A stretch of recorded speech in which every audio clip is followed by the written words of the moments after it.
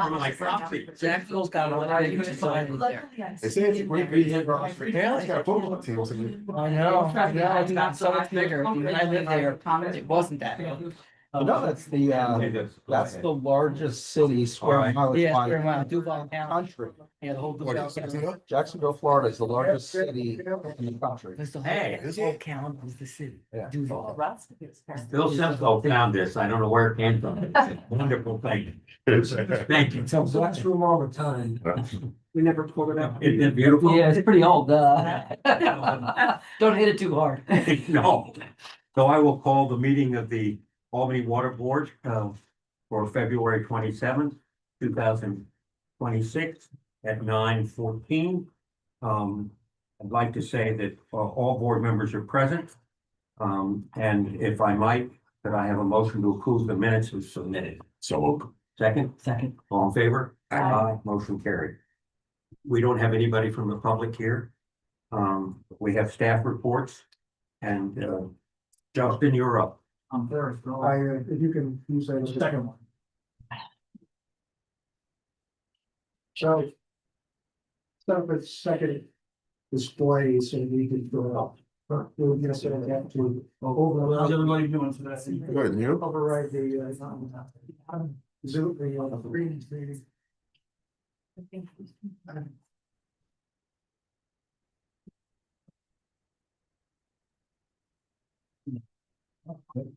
Wow, I'm pretty in right up, I love it. It works. All right, so we are finishing up February right now. What that means is we're coming out of our busy season. What we see here is our main breaks over the last 7 years actually went back. Q1 is usually our busy season, so we're usually done by the end of February. We're actually starting next week to go back to 2 jobs a week. Day, I apologize. So this year, we had about half as many main breaks as last year, but this is about average. If you look going back Q1 of 2023, 24 and 26 are pretty consistent. 25, we had double that. No idea why, but we did.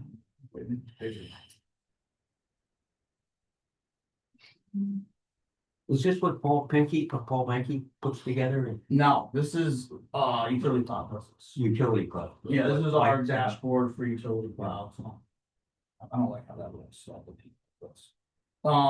this I showed you guys this before, right? This shows us everything. Let's just break it down by job. I'm just gonna focus on our main breaks right now because that's what our busy season is.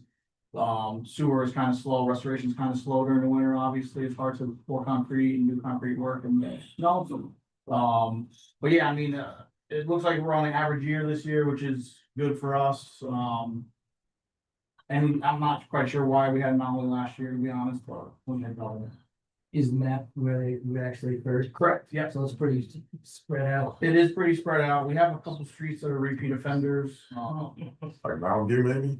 Yeah, we didn't have any on Mountain View this year, so, yeah, we have. a Last couple year there of- was. Was there, which one was this year? This year, it looks like we had a couple repeat offenders over there. Right on that Hackett, and we did have a couple on Hackett there in Deadwood. Lancaster was exciting too. Yeah. Not necessarily. Yeah, services are pretty consistent, over the 7 years. Other than the last, this is by quarter, if I drove up by year. You can see our increase the last couple of years. As we started our lead service replacement program, went about 260 last year. Prior to that, we were around 200, so we increased by about 50, 25%, so pretty good. This year, obviously, services are not a priority, and winter, we've been doing our leaks. But that will pick up coming next month when we start doing our lead service program again. So our goal is 1,000, Rebecca, right? Do you include in that the ones that private contractors do? No, this is only our, Only your, yeah, this is only our Is all, in-house. wow. Yeah, this is all in-house. Yes. Rebecca has the analysis on what contractors. We perform all in-house by foreman. Tony's kind of our lead service foreman. He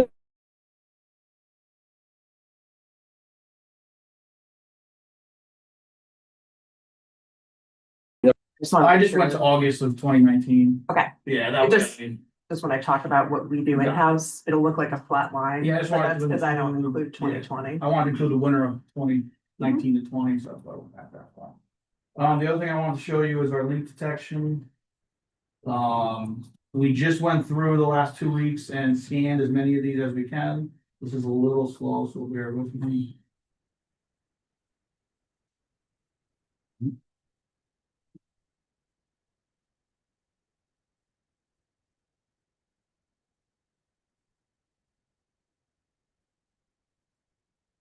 This is our heat map of our leak detection sensors on all the hydrants.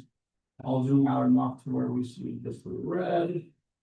Green is no leaks detected, red are leaks detected. There are about 20 sensors that are indicating red because they're broken. We actually had to remove them from the hydrants. We found them vandalized mostly. People kick them off, people try to break them off. Really? Yeah. I don't know why, couldn't answer you, mostly along Central Avenue. All these along Central Avenue were broken. So they haven't been read in several years because of that. What does the device look like? It's a little red, I can bring one, I'll bring one next meeting. It's, it actually, we replaced one of the bolts on the hydrant head, and it's a little red cylinder, it's about 4 to 5 inches long, about 2 inches in diameter. It's very nondescript, to be honest, I'm not sure what, but it sticks up. So it's something different from every other hydrant, they see it, kids wanna kick them, grab it, pull it, it is just plastic, under the outside is plastic, inside has all electronics and the bolt, but the bolt stays on. They used to do the same to the PLV antennas, if you remember. Just something to do as they walk down the road. I think it's unfortunately it is. They're $100 a piece, aren't they? They are, when we get them repaired or replaced, they give us a better price because we send back little bits of equipment we have left. But they give us a credit. They're about $60 a piece to get them replaced on existing hydrants. So this map is our full map. Red is our current leaks, minus about 20 that are just broken sensors. So hopefully at the next meeting, my goal is to have a solid number on how many we replaced or repaired since then. We had our guys read all the sensors again. We don't get the data live, we only get the data when we read the sensors. So we have to continually read them. So if we repaired a leak, say that was picked up, it won't turn green until we go back and read it again. Which is why I'm trying to be consistent, trying to get them read at least once a month, but that's a little more frequent than we were. I'd love to get them on like the meter cars or something. We can get meter staff to read these as they're going out getting reads. Well, that makes sense. Yeah. They talked about doing it with garbage trucks, but there is a little bit of manual input needed to do it. So obviously the driver of the company will have them back of the truck. Until they get a way to set it and just let it go, we'll still have to have somebody on a tablet actually activating the reading. But the meter department could be a good one to do that for Bill, something we want to talk about. When they do their reads, they can just pick up the hydrants as they drive. And that is my update. I don't know if last time we talked about it, but the blue collar union contract, I believe, is complete. Great. Yeah, so that's a big one for them. They're getting raises going back to the last 2 years if they have not. So they're very happy about that. Hopefully we see an increase in morale from that. We have some staffing issues. There's a lot of movement right now. We had several people leave, retire from sewers. We're trying to fill those positions, it's causing a lot of shuffling, especially on our night shift. Our night shift has 2 empty spots right now, so. Hopefully we get that filled to keep our team under them. That's all I'm talking about. Is Mike Rudy going to come back at all, or is he? I don't think so. Yeah, I think he, He's in Florida. yeah, it might be a day or 2 here or there. I think he went out to where he wanted to, and he's I don't believe he's playing. He's got to get some stuff out of his office still, but for the most part, it's empty. Yeah, I don't think he anticipated his involvement with his father. Correct. He has some personal stuff going on, so I think So, Maybe we ought to invite him to a board meeting sometime and thank him for him. well, we should have something from. Yeah. yeah. Be nice to do. Yeah, I think it'd be a great idea. I'm not sure if he'd want to do it, but We'll talk. or at least we should. We'll talk. We can try to trick him to come back. Yeah. We Oh, are. that last paycheck. That's right. And speaking of that, we do have assistants next week for, we're hiring 2 assistant operations managers to work under the water and sewer, basically to replace money. So it's how we're reorganizing the structure a little bit. at the next meeting, we should have an updated, form chart from that. Does Colby report to you? Yes. Yeah. He's looking for somebody too in the system. right? He has a dispatcher. They start on the 9th, I believe. Oh, Yeah, so we went through interviewing on that and we got a good candidate, so they start, I believe it's March 8th. Great. The city has some delays with their orientation, so. That's crazy. Just a quick question. Do the leak detectors give you a sense of the size of the leak? So they do based on, turn it off. Yes, so these actually give you, you can actually listen to the lead right on here. I'll show you that code. You listen to it. Yeah, yeah, because it takes recording and that's what you actually are getting. When we find them, it's a lead. On Lancaster Street, Mike, in front of our house, they found the leak through the equipment. Did they? There was nothing in the street. There was no water or anything. Yes, we go back Fantastic. and when we find what they think is a leak and correlate it to confirm it, try to find an address. But yes, every single one of these actually has a sound profile. So, and the frequency usually determines what the leak is. Lower frequency is usually more of a main break, it's a lower sound. Higher frequency is usually a service. But you can listen to it right on here, it's 3 seconds, so they come through. So you can listen to the sound, it just repeats it for you. And a lot of times we use that to tell, sometimes it'll pick up things like electric homes or equipment in a building or house, and you can usually tell it by listening to it. So we really go after the ones that we hear that we can, from our experience, are leaks. So, but yeah, it keeps track of all. The only thing it doesn't do is correlate and pinpoint, but it's, You were gets us pretty within- close though, on that. It was either 115 or 115.5. Yeah. You got it down to 2. That's our correlator does that, so Yeah. that we put on the valves and we can pinpoint, it's usually really accurate within a couple of feet. So that's how we find these and we go from that. Thank you. But yeah, it's great technology, I really love it and I think it's a very useful tool for us and I'm looking forward to increasing our capacity with this next year with the grant money we're getting. So, Any other questions for Dustin? Thanks, Dustin, very much. I goofed. I was so looking forward to these reports. So we have to go around the room and identify ourselves. Forgot to do that. I'm Chuck Houghton, Chairman. Rachel Johnson, Vice Chair. I'm Bill Kahn, rate consultant. Jody Devaney, Water Treatment Plant Facilities Manager. Sarah Terrell, Agent Generalist. Justin Shieldline, Operations Manager. Bill Sinclair, acting commissioner. Laura Gulfo, Council. Art Lister, Chief Accountant. Chris Powers, Chief Fiscal Officer. Anthony Owens, Treasurer. Mike Franchini, Secretary. Rebecca Calvin, Supervising Engineer. Karen Mix, Project Cool. Thank you. Sorry, I didn't do that earlier.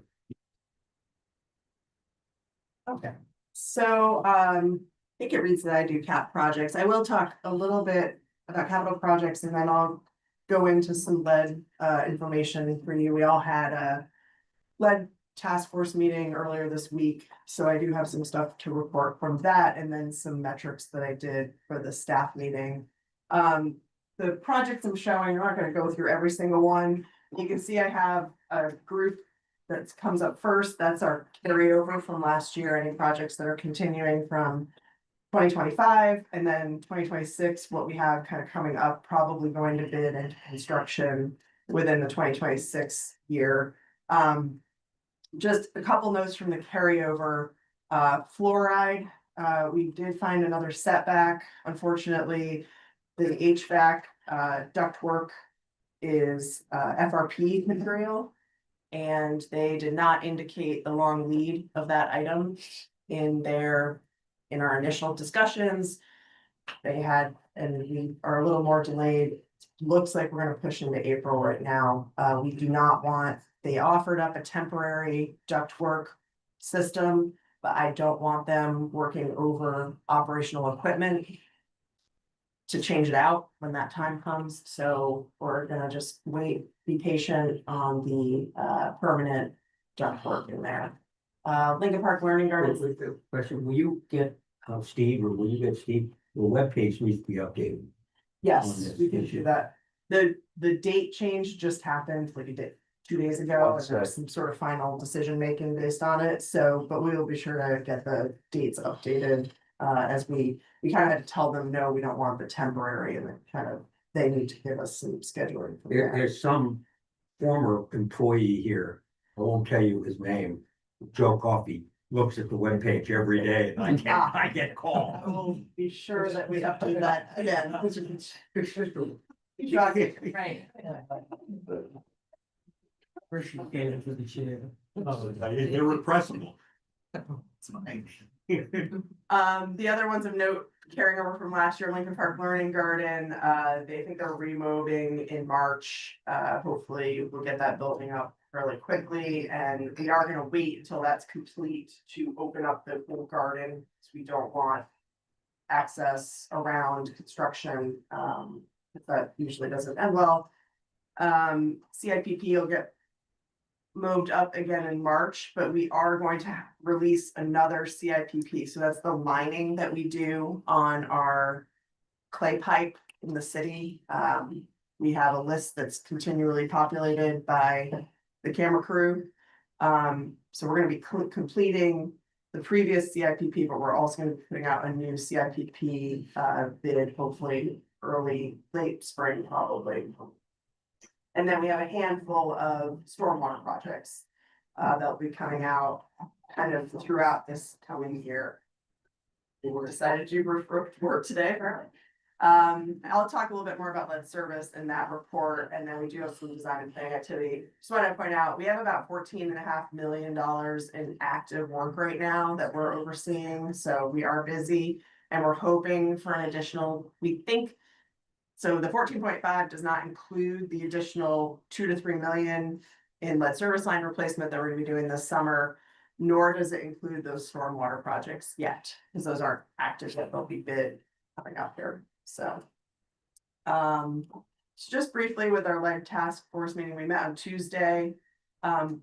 We kind of did a after action check-in with everybody. We did comply with all our regulatory requirements kind of at the end of 25. So the public notification that we were required to do, lab testing and reporting was all completed, and our inventory requirements were all met. So that's good news.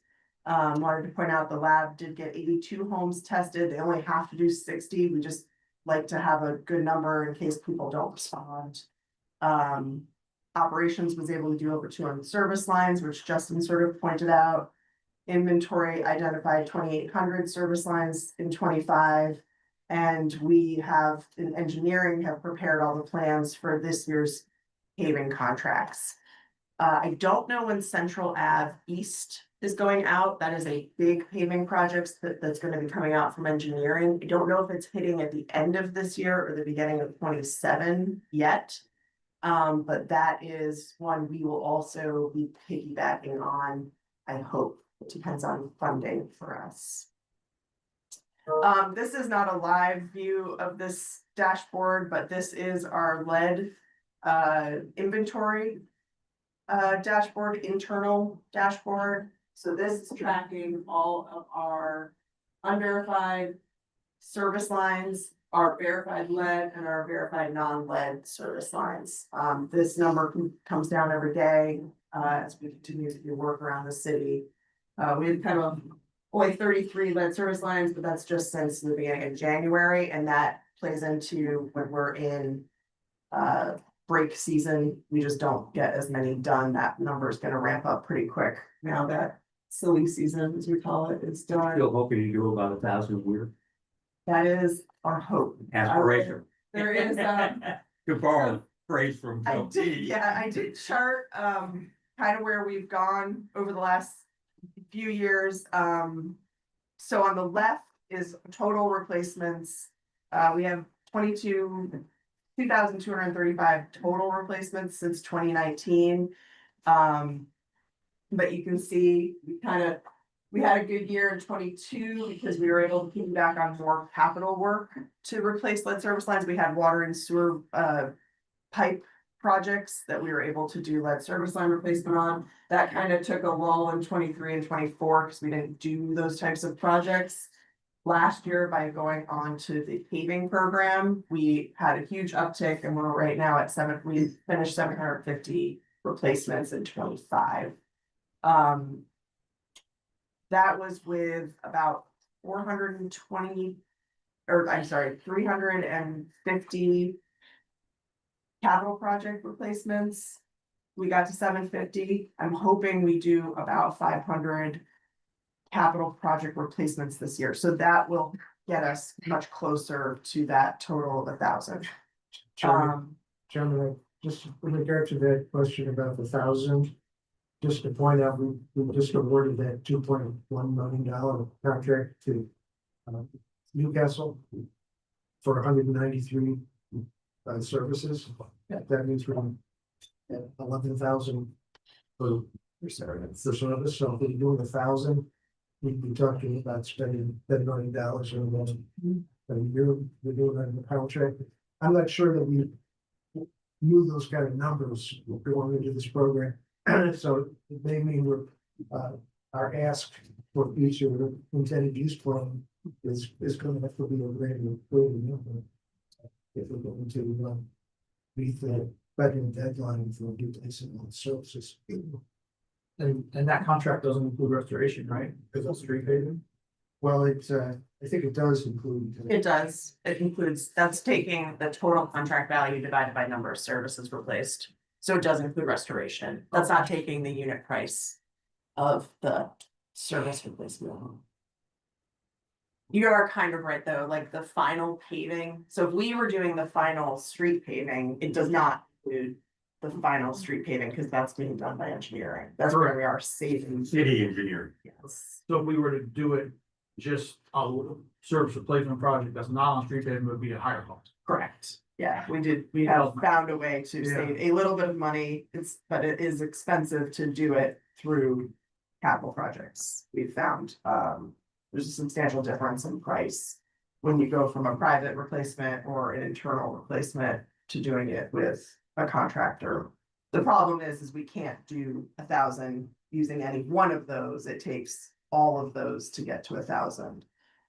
So on the right-hand side, that's by type of replacement. So the blue line is what we've done in-house. You can see we've gone up since 21 to doing about 200, looks like about 200 or 150 in-house. What that number doesn't include is the gray line represents where we share in replacement. So we do the corp stop to the main, and the private homeowner does from the corp stop to their house, because we don't do that work in-house. And so when you add those two numbers together, we're well above 200 per year this past year for in-house replacement. The orange line represents private replacements. So that's a representation. Not every single one of those is a grant funded one, but many of them are a grant funded one on the orange line. And then the yellow line you can see kind of follows the trend of the total annual that represents the capital project replacements. So in the capital projects this year, we a little above 350 replacements with cap projects. So that's about it for me. We do have a public facing, I think you've seen it before from Katie, a public facing inventory page for people to know what they have. So if anyone has any questions for me? I guess the other thing to point out is you do have in the intended use plan, another request for money, $14.5 million for service replacement. We think we may be through our initial 12.8 by the end of 2026. Yeah, I think we will be, the way it stands right now, I think we will have money left over. So the three lead service line replacement projects so far this year are going to be what we call winter bid, which is we were getting ahead of engineering's paving program. So we didn't do it with their program, but we know they're going to pave those streets in the summer. So we did winter bid to get ahead of ourselves a little bit. Contract one replacements, which is really only 2 streets. That's a fairly small one. And then contract 2 streets, which is a bit of a moving target right now because engineering seems to be pulling streets because they can't afford everything they originally identified. So we're waiting to hear the final list for that. Then I'll know about what we'll have left. But right now, all indications are that Central Ave is going to be is going to expend more than we're gonna have left, probably. I'll know a little bit more as we find out contract 2 streets and when we get a little bit better understanding of what Central is going to entail, but the Central Ave project goes from Allen into Townsend Park. So that's a long, long stretch. I can't remember how many services. Wow. And then And it's really needed. that segment varies widely. So we've got apartment buildings that aren't gonna need it because their service lines are huge and they won't be lead. But we don't have a great idea of what properties are gonna have lead or not lead in that area. So, but we really, really would like to get ahead of that. Nobody wants to be in Central more than once with a project. So if we can join them, that will be very helpful.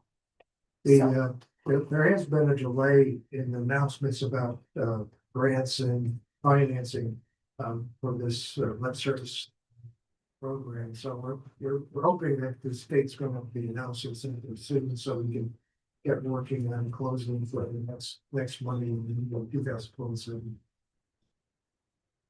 I have a question. Where are you on your staffing?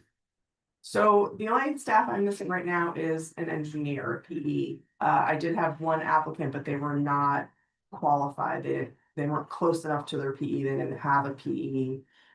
So they're just not a viable candidate for the engineer position. I don't think we've gotten any additional applicants. We're doing okay. The new staff is great. Super happy. Yeah, so I've got a great group of 3 new staff members since Mahmoud came on in the early summer last year. And we've been able to actually, one of the things we've been trying to do is get our own house in order as far as like site plan reviews, permits, that kind of stuff. We've been developing a better standard operating procedure for all those activities. That I think really helps us save some time when we have a more prescriptive way of dealing with these kinds of reviews. But for a while there, we were just so short-staffed. It was just getting it done, whatever way we could get it done was the way we got it done. In teaching Ezram and Mahmoud to do those reviews, we've come up with a more standardized, way of doing that. So, and gotten a lot better with our time. Our reviews take a while.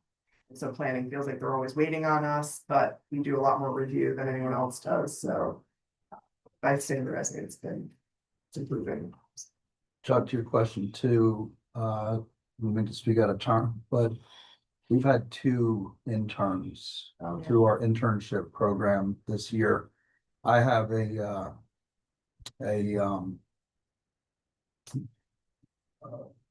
he's a programming student.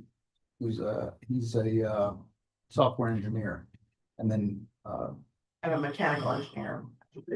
they have been exceptional this year through the internship program. And in fact, we're looking for a way to keep them for a few more months because they've been so helpful, and they're tied to so many of our projects right now. Your intern is from the Philippines? Ivan, Yeah, Yes. I met him. He's terrific. yeah, Very Truly is. bright guy. somebody I'd love to hire in the future. I think he's a superstar. He'll probably go somewhere and make $1 million, but exceptional. Yeah, in our case, the intern is really instrumental when we're doing capital projects. They're the ones out in the field, talking to the contractor, talking to residents, in conjunction with the project manager, Thomas, who's been incredible as well. So we fell into some great people suddenly. It's kind of, I guess, because of the residency, I'm not sure. Change, yeah. Yeah, with the residency change, it definitely opened some stuff up for us. So, yeah. One last thing I have to tell you, there's a sign on the back of her laptop that says she's a civil engineer, unless you make her angry. Keep that in mind, everybody. Thanks very much. I also should add, we have Bill Simcoe to thank for the new screen. And that really is helpful to have those two together. Thank you, Bill, very much. I thought I'd rearrange the furniture. Yeah. Just to show you're in charge now, right? All right, Bill Kahn, anything? I'll go in a little while. You want Okay. to just go after Harry? It was mixed up. Okay, well, welcome everyone. This is the financial results of January for the month and cumulative. What we're meant to do, we're gonna get to kind of a more of a dashboard format as well, but this is just continuing the summary. That's all we're gonna go through is the first 2 pages, make it quick. And we need a little bit of a mulligan, if you will, use a golf term, for January, those results, given some of the issues that we've had with City Hall. I'm gonna get to that after just the financial results here, so I'm gonna go through that quickly. But Is that why the expenditure numbers are so out of whack? yeah. Okay. So it almost is like, do we even do this? Does it make a ton of sense? But we have the revenue. Remember, this is cash basis. So this is what's coming into our bank. This is what's going out of our bank. Very basic, but our expenses are held up, and I'll talk about that when I finish with this. So anyways, so for the revenues that we collected, about $3.1 million, for the month, and then obviously cumulative for January.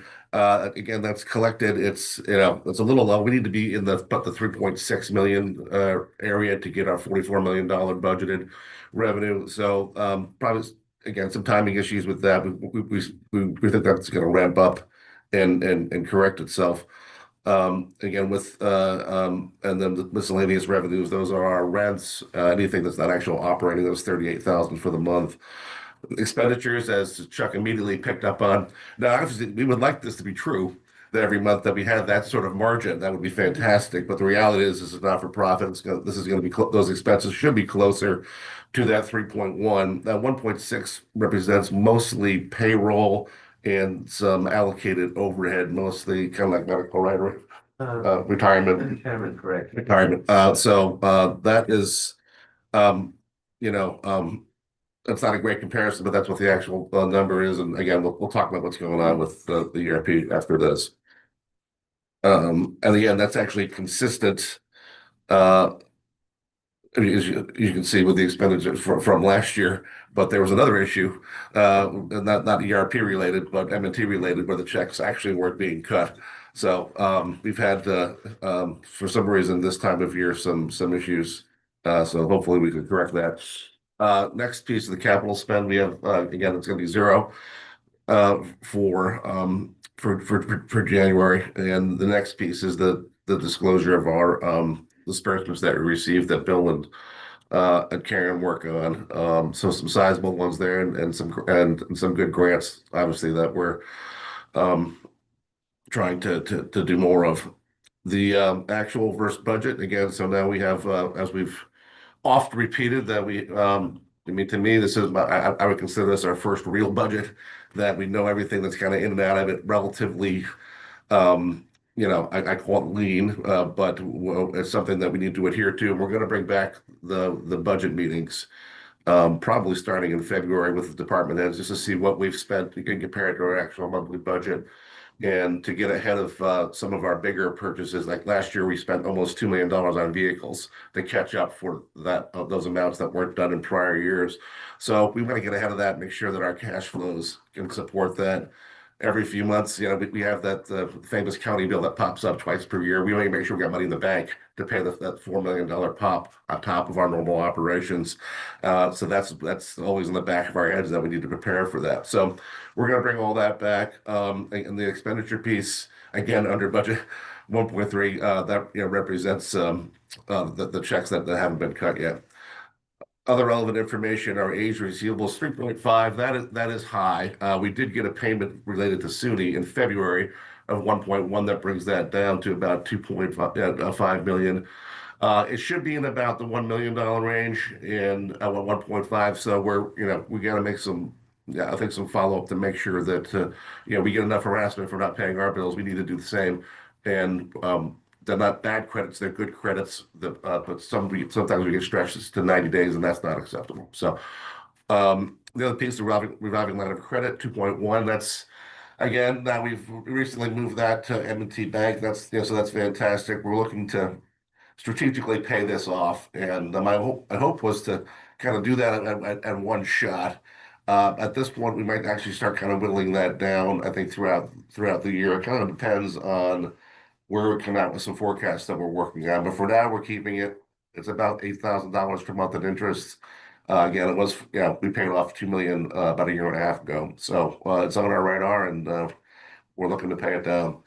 But Chris, if you pay that off, we still have the availability of getting it if we need it. That's correct. Yeah, it's not as easy. I kind of likened it to overdraft where we can just go into it. So, but I did a little more research on that. You do have to fill out a bunch of forms. There might be a week lag or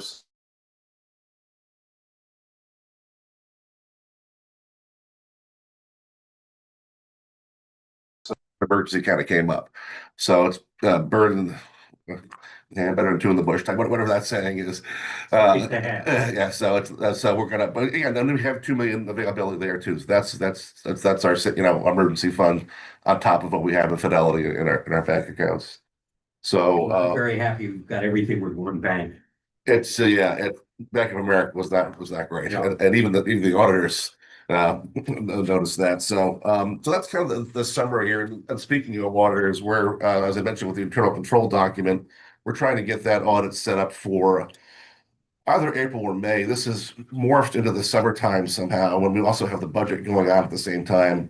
So to make Arif's and our lives a little easier, we're going to try to get this audit done in prior to the summer, hopefully in the May area. So that's what we're trying to schedule. As we speak, we have a couple of years and now with these auditors, so it's I won't say everything like clockwork, but the hope is we got it's the same partner each time. We've made improvements each time, and I like this group. They're actually helpful for us. They give us recommendations, and they're a bunch of young smart guys. So I'm hopeful we can get that audit done where we can actually fully focus on the budget. Joe Coffey essentially did the budget, for 23 and 24. God bless them. That to have too many commissioners that do that to get in that level of detail. So Arif and I got more into it for the 26 budget, but we want to keep that going in that direction. So with respect to the rollout of call it a rollout, but of the ERP of the Tyler system, the basic facts are they haven't cut one check in 2006 related to any open purchase order, not one. They've run through the requisition, and we've made converted those to POs, and they're all held up at some sort of form in this new rollout and this new kind of audit approval system. So obviously it's February 27th. That's not great. They have been paying bills, mind you, but they've been related to the old New World bills related to 2025. Anything that was cut new or was a upfront payment for a contract in 26 has not been done. So we've pulled together, from the department heads what we think our real pressing invoices are. Everything becomes pressing once you get to 60 days. So we do have that, and it's in the hopper. The second piece is I was there 2 days last week.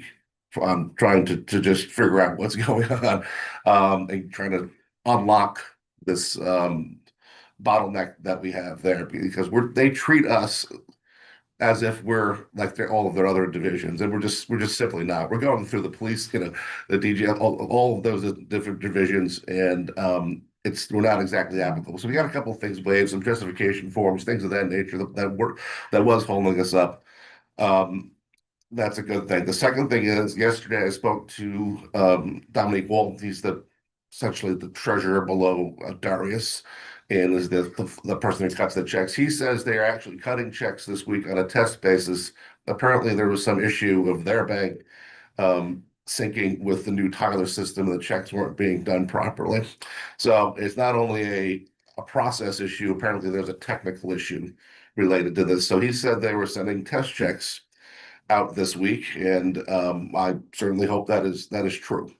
So in the meantime, It hasn't affected payroll.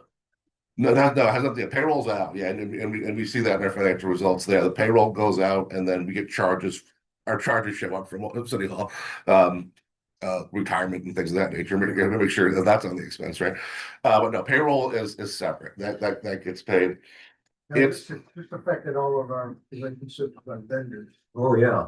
Yeah, it's so we with Bill and some of the department heads, we've been speaking. If we make an assumption that making this, let's do a worst case scenario here. What if they don't do this week? What if it's still broken in 2 weeks? What do we do? We do have an ability to cut checks. We do pay our advisors through our separate accounts. We have our own revenue. We do have obviously an operating agreement with the city. If they're not paying our bills, that's a breach of that agreement. It just simply is. So it's behooves us amongst us, the board, myself, and Bill to at least have a backup that if this does not happen in the next, I'll call it next week, it's already February 27th, that we have to have the ability to cut our own check. So in the meantime, I reached out to our contact at M&T Bank, and they have a treasury function that you can pay for separately. I actually did this in a prior life when the ERP broke down. We can process, as opposed to me signing a couple hundred checks and I have to fill them out manually. We can actually send a formatted sheet to them with the proper information and have those checks printed through the treasury function. If we have to do this in an emergency. Bill, Or do you I think can we need write- a board resolution to do this? Well, I think we're Yeah. looking outside the operating agreement. If we're doing this, then we should have coordination with City Hall if we're going to. Yeah. take this measure. So this was just, We may need an emergency board meeting if this doesn't work. this is, Just keep that in mind.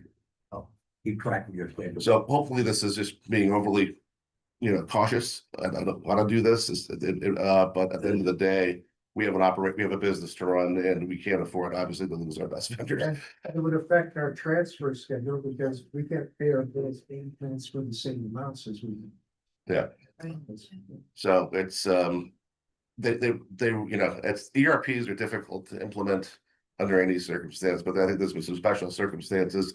Their leader, Anne Marie Sanders, she was the one who initiated this ERP transfer, back, a year ago. So there's a number of different people that are, and they're all doing a great job. They're stressed in a lot of different ways over there. So they've been fantastic with us, but they're also stretched in a lot of different areas.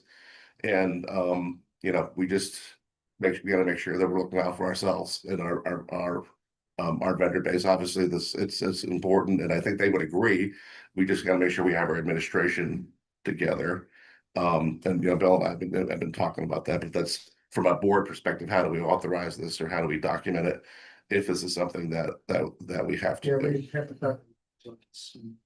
And I would just add, I think there's a lot to be said about processing our own non-payroll type Yeah. expenses. And I think first it starts with capital projects. Yeah.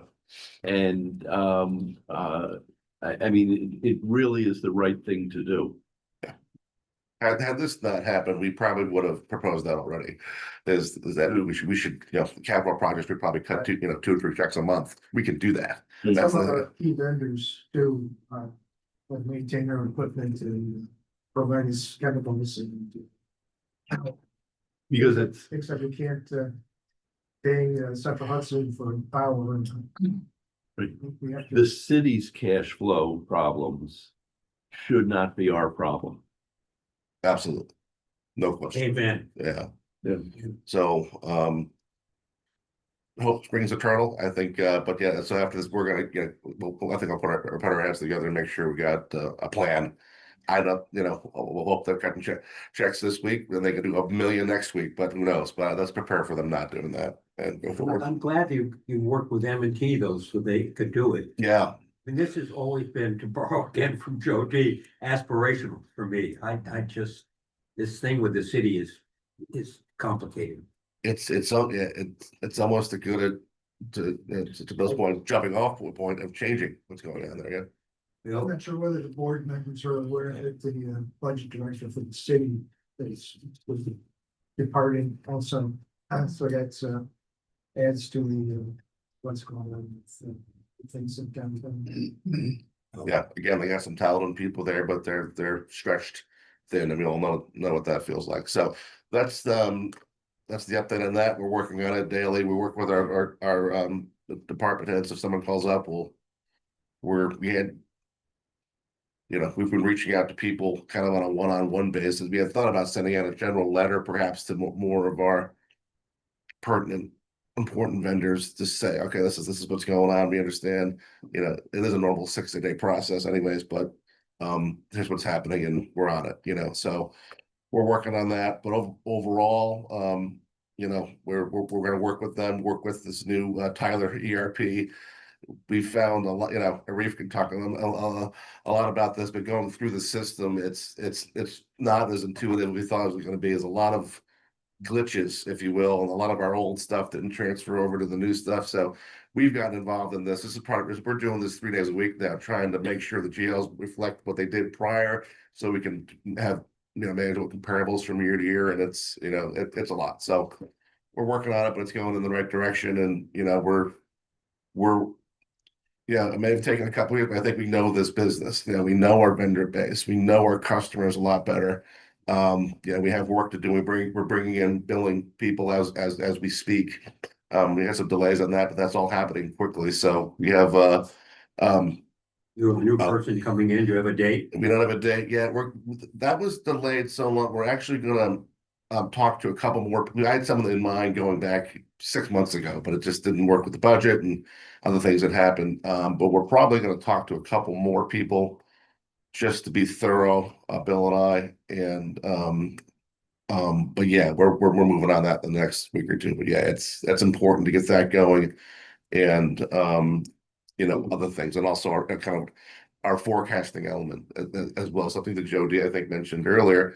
We need to make sure that not only this year, but next year in capital projects, they're going to add to our debt service, which is about $5 million right now. Okay, we probably get 2 million that are going to become bonds in later 26 and 27. What's that going to do to us? Do we have another 10% rate hike? What's our, you know? So there's a lot of, you know, we have to manage that, and we're working on it, but it's fluid. But we're you know, that's something that if we can get out of these weeds and get out of a lot of this administration, we've got to put our heads towards the actual strategy that we need to do to make sure we know what projects we can do and what we don't. We kind of just accept projects now when we do it, and that's fine. And but Biggest thing is, if this service line program. Yeah. If they're not offering the same level of grant money as we've had so far, will we be looking at an additional $10 million a year of debt? yeah, it's almost sinister. But you have to go into it to see what kind of grant money you're getting, but you're already committed to. The way I see it, but it's all got a lot of great things that have been done. We'll make it work. We just got to figure out the timing of it, and that's the important thing. Any questions? I want to just add, the board should know that Chris and Bill got involved in this with this check thing, and it really helped a lot. Two of them working together made a real difference. Yeah, that's what. Thank you both. Sure. It's not been good. Bill Kahn, you have something you want to? Sure, and I'll only be a few minutes, but if I can, Chris, I just want to point out one other thing, a very positive thing. Sure. If the Route 7 from Chris's report could be put up there. You know, we show these numbers, and the impact of the increase doesn't really, well, it doesn't come in for a number of months, Keep but we're going really except not for that. billing. There you go. Yeah. So those numbers, if we look at the totals, are incredibly positive. Now, there's some reasons for that. In last year's 844, you can see the minus 260 for Albany Met. That's the biggest issue. And again, that was last year. But also look at SUNY Polytechnic. Those numbers have been incredibly strong. And look, they went from 594 to 823.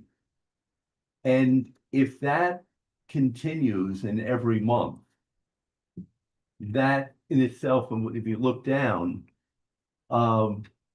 if we have that kind of number, it's going to be a very, very good year. Just looking at those, you know, that SUNY, on an annualized basis, that difference is over $2.5 million. So there could be some really good news coming down. Some of this was projected when Bill and Joe Coffey and I went, what was that, 2 years ago, Bill? We went to SUNY and they told us about the two new buildings that they're building, and they seem to be coming online. And they, got plans to develop for 20 more acres adjacent to. Yeah. There's definitely a lot of upside there too. No question.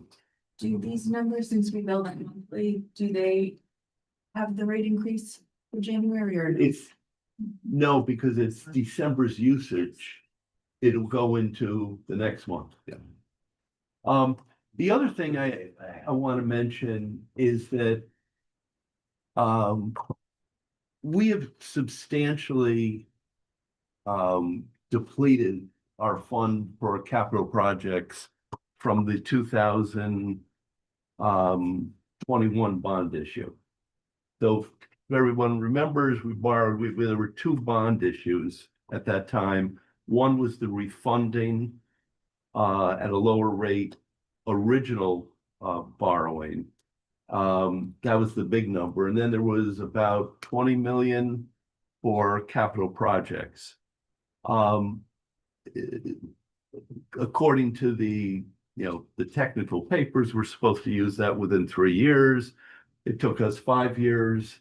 We're going to pay back a bunch of money to the federal government on some arbitrage, but not right now.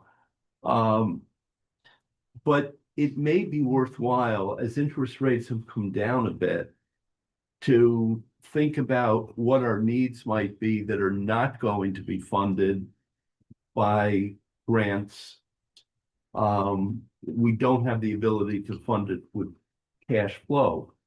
But if that number is, and we're talking about over, let's say, the next 3 or 5 years, it might be appropriate to go back to the market and borrow another $15 or $20 million through a bond issue. And so we'll talk about that more as time goes on.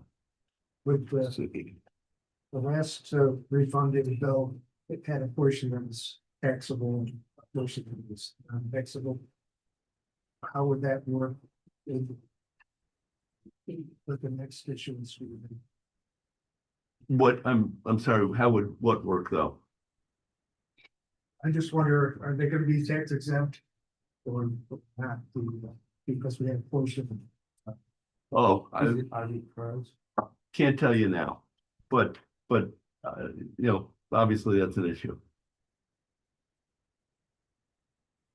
Yeah, so we just have to measure that, without the interest, it's an additional 500 grand you'd pop for 15 million that you would add on to your debt service. And then we have what else is coming? We have to measure that number carefully. Right. People get in trouble with that. It is a critical number. It's high. It's about 122 million on our balance sheet, which we're gonna, when we do our dashboard, we're gonna start presenting that, which is not totally all utilities that typically have pretty high, debt numbers compared to revenue. It's not out of whack, but we just have to again manage it. But to your point, we have been putting with that 100,000 per month that's been going in our fidelity accounts, which luckily we haven't touched. So there is a little bit of money there. It's not for any big projects, but maybe a little bit maintenance, things of that nature.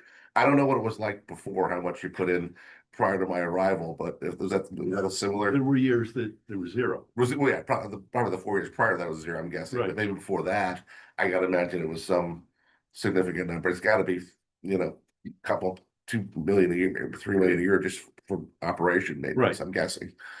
I think in regard to the financing, I don't know if you noticed that we have this market rate financing, it's coming up.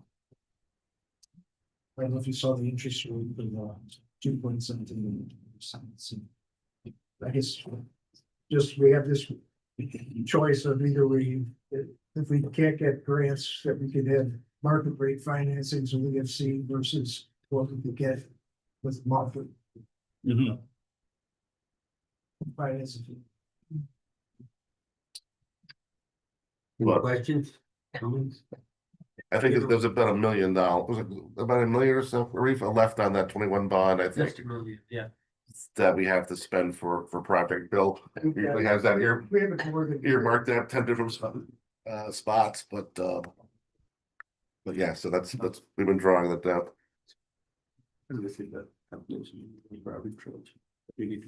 Yeah, we're working on that. Gotcha. Okay, let's go on. I'm always grateful to Karen for doing the agenda, but it's fun to change things at the last second. And we skipped over Rachel's report on the governance committee, so we'll have that now, and then we'll go back to Bill. Okay, so the governance committee met this morning and discussed a few topics. First, we started development with Joe DiGiovine's guidance. Thank you very much on our strategic planning. We also discussed the internal controls policy revision, which is still underway, and we should hear more about that next month. Also the commissioner evaluation process, we just had one quick ask for Laura to work through, and then we will have that one set for the year. Bylaws, we concluded that there was no need to revise those, and that was based on our initial review and then council support. And then the governance committee did vote to recommend a policy revision later today, and that is the records management policy. Any questions? We need to stop. Can we get at it again? Bill, Simcoe, you're up. So we had a letter from EPA in response to our sending in the last 6 month report. With regard to our administrative order, and they told us we didn't have to be replacing lead services based on that, but of course we have a program and they complimented us on the program that we had and how we're doing that. And so we've been keeping up with our reporting on the administrative order. We also had recently correspondence in regard to optimum corrosion control, which gives us a requirement for a minimum pH that we maintain in the distribution system.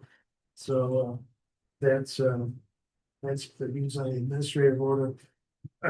Bethlehem has their town board has done a resolution in regard to this new agreement that increases their minimum amount and as the additional use we build a tier one.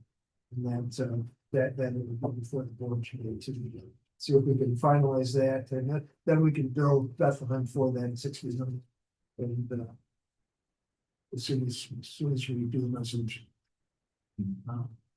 Which will give us over $300,000 of income for the rest of the transaction. Then we had a request. I guess the DGS found out we were planning on auctioning a back truck, and they were interested in whether they could purchase that. So we had an assessment by Joe Johnson that will be valued at 75,000. So we're proposing that the board, in accordance with its property disposition policy, have a resolution for that transfer payment. I think this is a really good idea because it gets it done. Go to auction, it could take months, so we never know what will happen. Yeah, and they wanted to use it for landfill, and we wanted to have. It also benefits us operationally because all the time that we take going to assist them will now be back with our hands. So Oh, great. it's huge for us. They sometimes like to call last minute and it's very difficult for us to rearrange our entire schedule. So I'm all for this. I mean, it's my piece of it, it's my division's piece of equipment, so it's not good. Capital projects, we already talked about a couple of these, but recently we got called by the Thruway Authority that one of our pipes crossings in Delaware Avenue it failed, and they were concerned about pipe falling into the thruway, and so we met with them. Our pipe froze. We have two pipes, Delaware Avenue.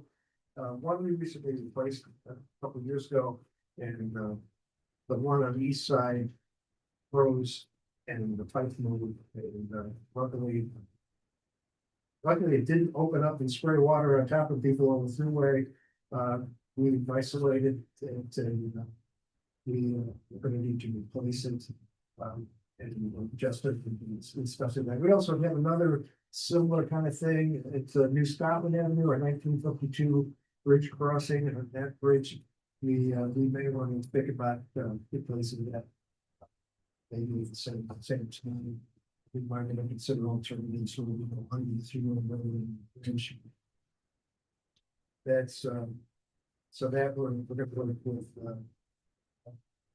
trying to get some preliminary engineering and look at some alternatives and figure out which one we want to go. It's not an emergency in that we had 2 crossings, but we obviously don't want to go too long, just in single crossing. That's certainly the area together with triple A towards the Mansfield. Grants and financing. We're closing on financing for water main work in the second week of March.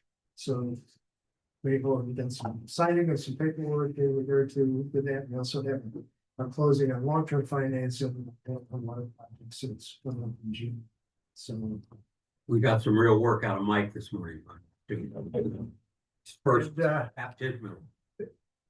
the finance authority still doesn't have enough members for a quorum, but we're hopefully that's going to get taken care of before their March meeting, so that there can be a March meeting of finance authority.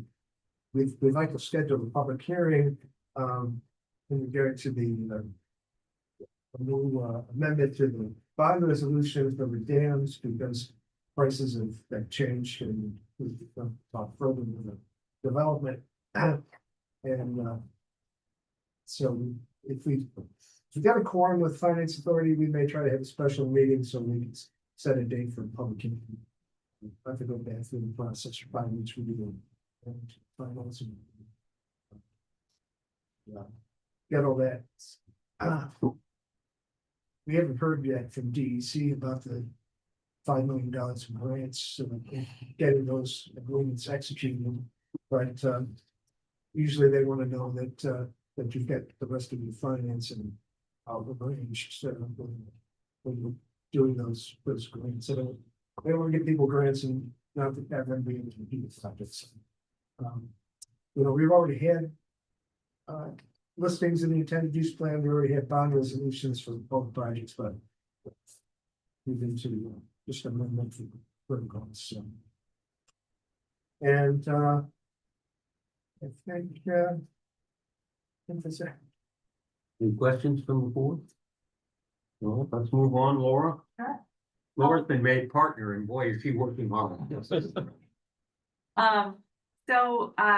First item up is our continued tax challenges for against the towns of Westerlo and Queens.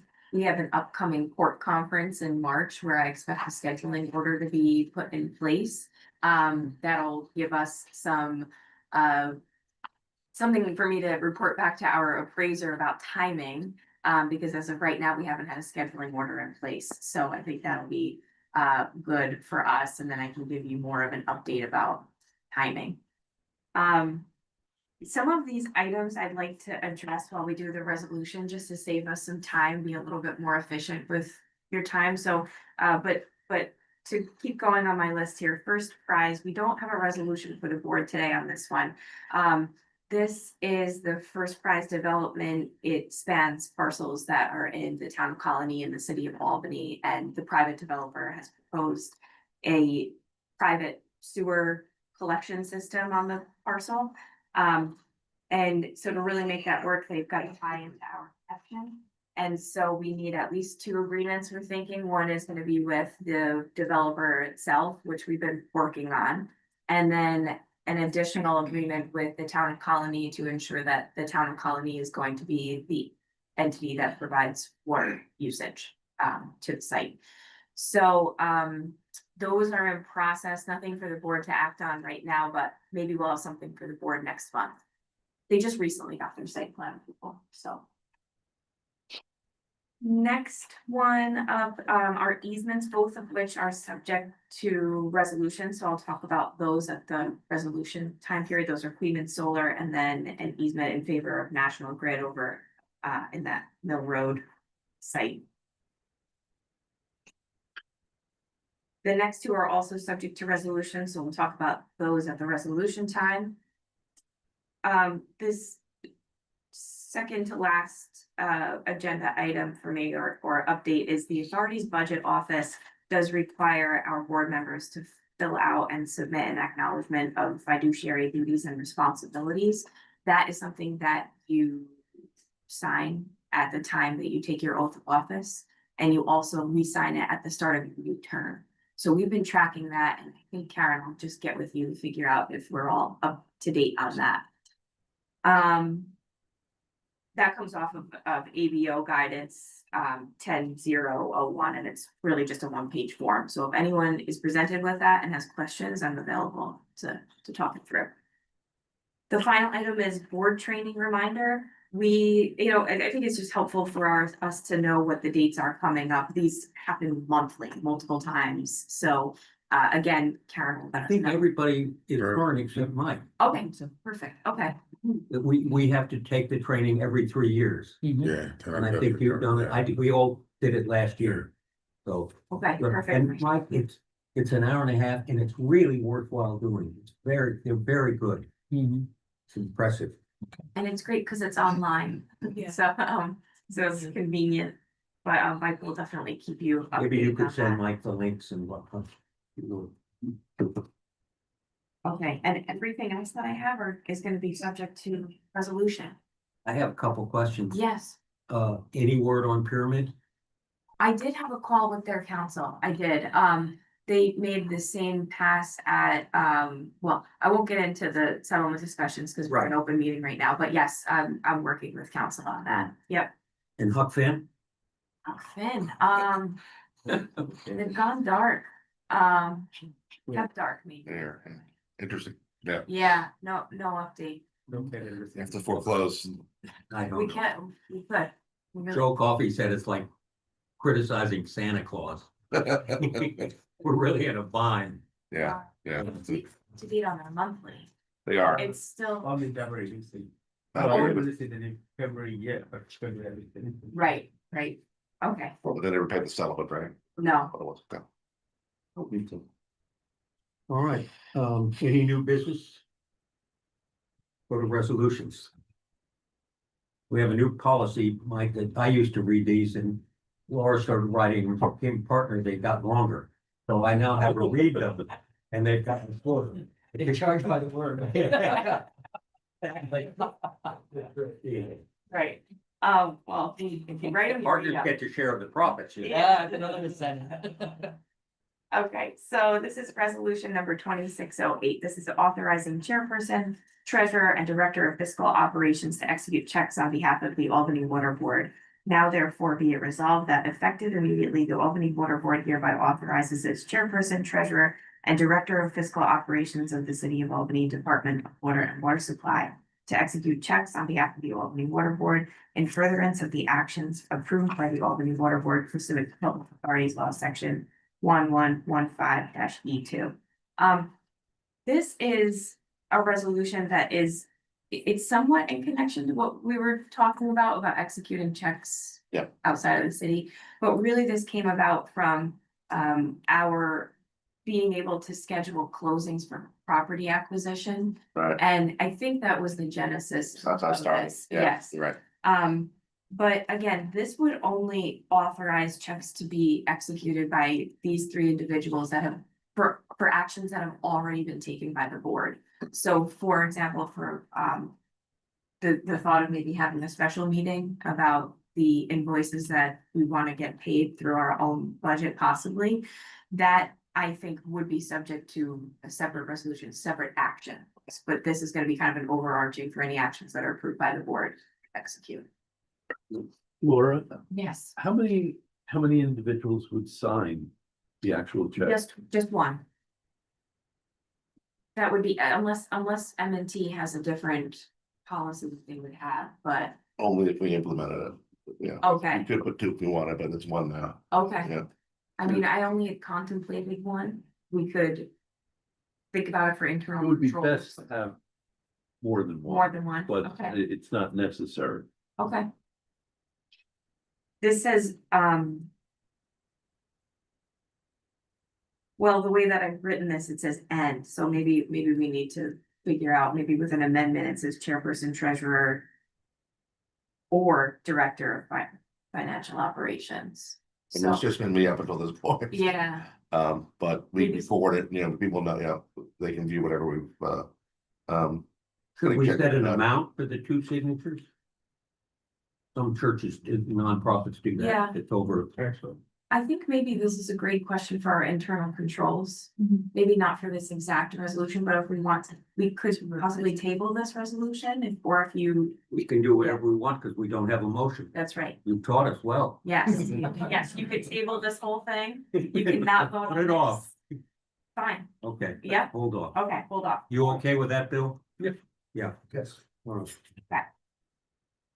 Okay, I'll just note that we do have an upcoming closing for 165 Orange Street. That we have previously, that's for $8,000. We had not yet closed on that due to, I'll talk about it in my resolution, but that was the intent of this resolution, I think, was to ensure that we could have one of our members sign for that. So We're having a resolution that we're authorizing. Right. To sign it. okay, okay. Bill, will you remind me, what are we gonna do with the property? Is this gonna get a basketball court? No, this is, we. I drove by it We have yesterday. we have a sewer that was constructed and turned over to us by the developer, Right. but this part, the one that we're buying actually gives us access, otherwise we wouldn't be able to get back to the sewer that's behind the properties. So we have properties on Clinton Avenue and their sewers come out the back. And they used to come out the back and go all the way to Orange Street. Now Habitat built houses. And so there's a new sewer that goes behind the houses on Orange Street. But because it's for multiple properties, we needed it to be an Albany one. Sewer with easements, it couldn't be a fresh sewer back then. And this, the adjacent parcel, they had to give up one of their parcels because we didn't have it for our trucks that got up to the service the sewer. So it'll just be left vacant. Yeah, just be left, so drive up it, and I think we're proposing to gravel. Yeah, I believe it's mostly a grass parcel with, it's gonna be a crushed stone drive up to the back. Good. And it's only on the side of the properties, the sewer that's in the rear of the properties is still on their property, because the easement for that. But, yeah, it still may be, there'll be an easement back there, I think we have 5 separate easements, because Yes. each parcel. 10. We should be able to do all of our maintenance from this parcel for the most part, especially because it's new infrastructure. It's not anything dated, so. I remember when that was a couple years ago that was designed and installed. If there are no other questions, can I have a motion to approve? Well, hold on, are we going to? Oh, you want to read it? Yeah, you better read it. Okay, so that is. I'll find that resolution, we'll do that one now, because we just talked about it, let's do this one. This is gonna be, we're going a little bit out of order, but this is resolution number 2611. Resolution authorizing acting commissioner to execute documents to purchase and acquire 165 Orange Street. So now therefore be it resolved that the Albany Water Board hereby authorizes acting commissioner of the Department of Water Supply to execute all documents necessary and convenient to effectuate the purchase and acquisition of 165 Orange Street.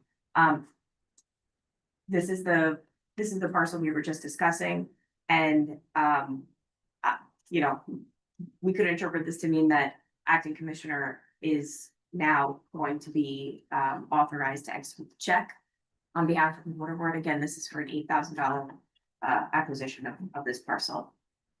I think that would be proper. That makes sense. Yeah. Okay. Yeah. Good. Now may I have a motion to approve? Moved. Second, all in favor? Aye. Now should we go back to, Vicky? Yes, Okay, let's do it. Resolution number 2609. fun to sort of shake things up a little bit. Toes. Resolution number 2609, resolution authorizing chairman to execute a license agreement for access to Hickey property to perform soil sampling and other permitted activities. Now therefore be it resolved that the Albany Water Board hereby authorizes the chairman to execute all documents necessary and convenient, including a license agreement in a form acceptable to council, to obtain access to the Hickey property for the performance of soil sampling and other related and permitted activities on the Hickey property in furtherance of the Albany Water Board's environmental due diligence prior to the acquisition of the Hickey property. We have been working with Sellers Council on this property. This is a property that is, it's about 122 acres right outside or right inside the Alcove Reservoir watershed. It's an awesome property, and the sellers have been good to work with. So this is next phase. This came out of our phase 1 ESA requiring some soil sampling on the property. So I've been working with Sellers Council on a license agreement. We're almost there. Questions about insurance and indemnification. But this would permit us and our team and Bella to get onto the property, perform the soil sampling, and then restore the property, because we do have to dig down, dig some holes in the ground. When do you think we can close?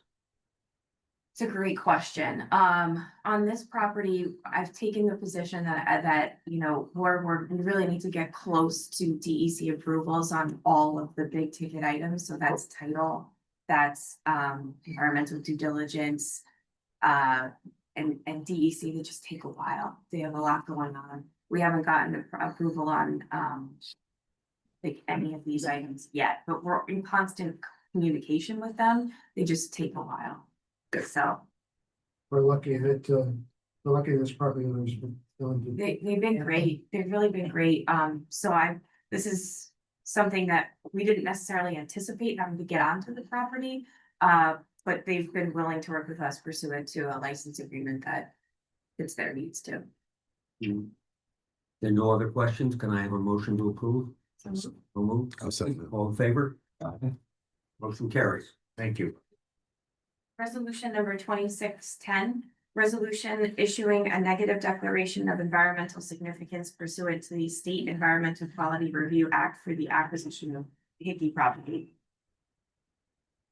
Now therefore be it resolved as follows. 1, the Albany Water Board as lead agency hereby declares that based on its review of the environmental record, the proposed action, which is the acquisition of the Hickey property, will not result in any significant adverse impact on the environment.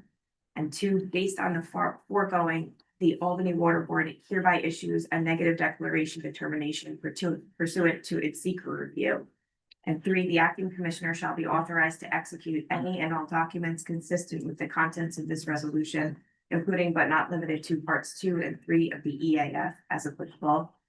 4, a copy of this resolution shall be placed on file with the Albany Water Board, where the same shall be available for public inspection during business hours.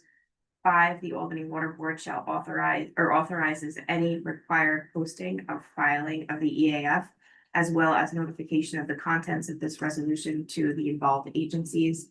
And 6, this resolution shall take effect immediately. In prior meetings, we had determined that we would be lead agency for purposes of a coordinated review. That this would be a type 1 action because of the size of the parcel, over 100 acres. And now we have gotten back the EAF that was conducted and prepared by Labella, which indicates that the action of the acquisition, the transfer of the title, has no significant adverse impact. So yes, there's a lot of work that needs to be done in seeker, but this accomplishes that. Let's not have any questions. You have a motion to approve. Second, all in favor? Okay, Keep up the good work. we already did 2611, so now we're moving on to resolution number 2612. Resolution authorizing acting commissioner of the Albany Water Department to execute green infrastructure grant program agreement and authorizing the required local match.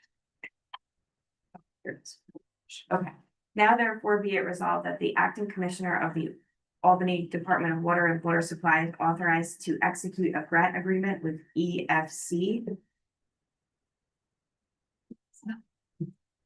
One moment. I just was. Yeah, you would, okay. EFC and any other, and any and all other contracts, documents, and instruments necessary to bring about the project and to fulfill the Albany Water Board's obligations under the grant agreement. Be it further resolved that the Albany Water Board authorizes and appropriates an increased local match as required by GIGP for the project in an amount not to exceed $500,000 based on the maximum GIGP eligible amount of $2,700,000. And be it further resolved that the source of the local match in any amount in excess of the required match shall be provided through water board funds, the City of Albany Department of Recreation funds, in-kind services from the Water Department, and or the stormwater in lieu of memorandum of agreements between the Albany Water Board and the City of Albany Department of Planning, dated October 30th, 2018, and September 9th, 2020. And be it further resolved that the acting commissioner may increase this local match through the use of in-kind services without further approval from the Albany Water Board. This is an amendment to a previous resolution, because the budget that we're working now with this grant agreement, the budget was showing we needed 500,000 rather than 300,000 the previous. And so in order to execute this grant, we should have push function with them. Any questions? No questions? You have a motion to approve? So moved. So move. Second, all in favor? Aye. Motion carries. Resolution number 2613, resolution awarding master service agreement to North Point Technologies. Now therefore be it resolved that the Albany Water Board hereby awards the RFP and authorizes the chairman to execute master service agreement with North Point Technologies, whose proposal is annexed hereto as Appendix A, and a letter of recommendation is annexed hereto as Appendix B. Any questions? Thank you for the letter, Joe. Hopeful. All in favor? So Oh, motion to approve. yes. So Second, all in favor? Aye. I'm very excited about this, sorry. resolution number 2614, resolution authorizing chairman to execute amendment to water purchase agreement with Town of Bethlehem. Now therefore be it resolved that the Albany Water Board hereby deems the amendment to be in the best interest of the Albany Water Board, approves the first amendment to the water purchase agreement with the Town of Bethlehem annexed hereto as Appendix A, and authorizes the chairman to execute all documents necessary, convenient, and desirable to effectuate the terms of the amendment. This isn't a perfect deal, but it's, Thank you. we need to do it and get it fine and get it off Bill's back. So I think it's a good thing to do. Not perfect, but good. Can I have a motion to approve? So moved. Move. A Second, all in favor? Aye. Aye, motion carries. Resolution number 2615, authorizing chairman to execute license agreement in favor of.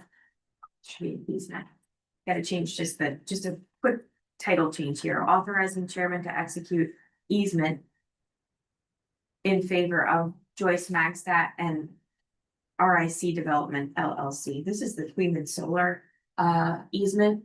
We had seen this as a license agreement previously, but I'll read the be it resolved section and answer the questions. Now therefore be it resolved, the Albany Water Board accepts the appraisal of the proposed easement area rendering a fair market value of $17,500 and authorizes the chairman to execute all documents necessary and convenient to enter into an easement agreement or agreements with Joyce Magstadt and RIC Development to grant permanent access for the use of a portion of the premises. The terms of said easement agreement shall be subject to council approval. This came before the board previously as a license agreement. And as I was developing a license agreement with the Cleveland Solar, AKA Rick Development, their attorney, it became clear that they were looking for a permanent easement. So I had given them guidance about what we need for that, which is plan for that and also an appraisal. So got the appraisal in about, it was January that we got the appraisal. And you know, it's really an access road to reach the property owner's property. So there's access road over the pipeline. Yeah, this is a parcel that's behind the Queens Hollow Fire Department. And it's on hillside, access across it. It was the original agreement from the 1930s, Yeah. property acquisition along the pipeline for this property, and they have